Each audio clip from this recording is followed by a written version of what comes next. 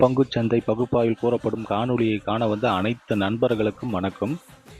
பங்குச்சந்தை கூறப்படும் காளைய நிலை கரடியின் மதிப்பு எந்த அளவிற்கு பங்குச்சந்தையில் தனித்துவத்தை ஏற்படுத்தி வருகிறது என்பதை பற்றி நமது காணொளியில் தெளிவாக சொல்கிறோம். பங்குச்சந்தையில் கூறப்படும் கருத்துக்கள் அனைத்தும் தனிப்பட்ட கருத்து, கல்வி நோக்கத்துக்காக மட்டுமே கூறப்படுகிறது. வாங்க காணொளி உள்ள போலாம். புதன்கிழமை நிஃப்டியோட பங்கு சந்தையுடைய காளையோட நேர்மறை, கரடியோட எதிர்மறை நிலை மற்றும் மதிப்பை பார்ப்பதற்கு முன்பு இன்று பங்கு சந்தையில் நிலை மற்றும் மதிப்பு எவ்வாறு செயல்பட்டது என்று சொல்லி பார்ப்போம். திங்கட்கிழமை பங்குச்சந்தை முடிவில் நம்ம என்ன பேசியிருந்தோம்னா 27,638 நேர்மறைனும் 27,562 எதிர்மறைன்னு பேசியிருந்தோம். இன்று பங்குச்சந்தையோட துவக்கம் 27,538. இது ஒரு எதிர்மறைக்கு கீழே தான் இன்று பங்குச்சந்தை துவக்கப்பட்டது.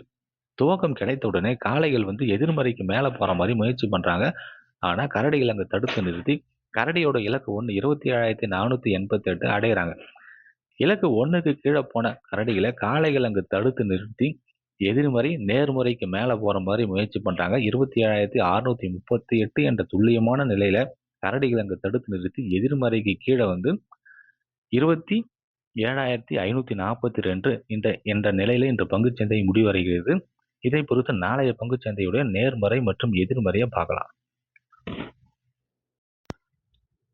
நாளைய பங்குச்சந்தை நிஃப்டியோட காளையோட நேர்மறை 27,538, இலக்கு 1 27,632, இலக்கு 2 27,762.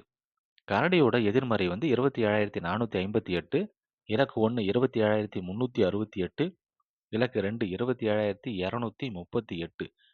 பங்குச்சந்தை பகுப்பாய்வில் கூறப்படும் நிலை மற்றும் மதிப்புகள் உங்களுக்கு பிடித்திருந்தால் உங்கள் கருத்துக்களை கருத்து பெட்டியில் பகிரவும். நன்றி.